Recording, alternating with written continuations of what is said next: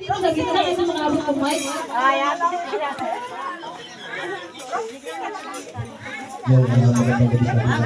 Halo, ay naman to dito. Sabi ko na, naglagay na ng ilaw dito.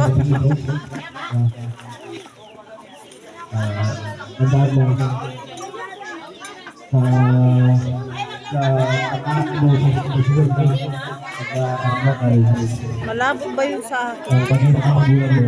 Tignan mo.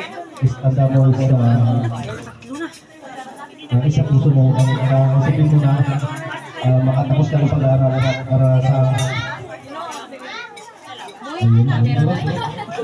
Liwanag ko. Siyempre, ako ba yung mga sumunod ko? Siyempre, yung mga teachers din. Isama natin yung marinig. Invitation niya. Yan mo lang matumba. Hindi ko po alam kung ano pinag-invitation. So, kay mother po, nakabaan, kung ko po kayo May baso na tayo dyan, eh? Oh, meron na. salamat sa mga kalimutan ng isahan, yung mga kapati mo, yung mga kasama natin sa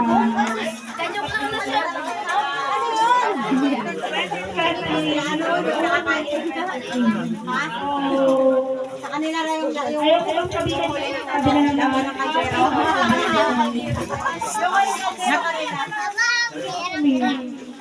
Kain ka?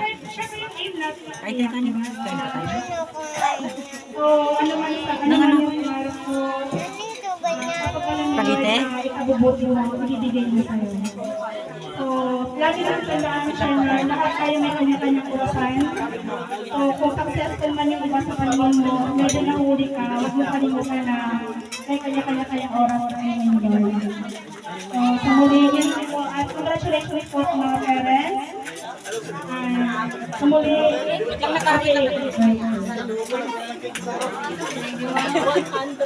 Kanina pa kayo nakalaway. Ay, nag-request yung mga yung dalawa daw po teachers. Madami-dami na po ito. Opo, sige po. Unahin po natin yung medyo mabait, pero mabait po rin po talaga. Hindi ko rin po natin teacher ni Shena, pero Shena nakagaling din siya ng national.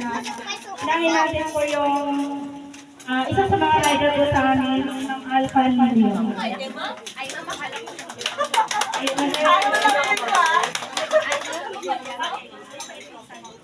Dito na. Hindi po, wala na po sa harapan.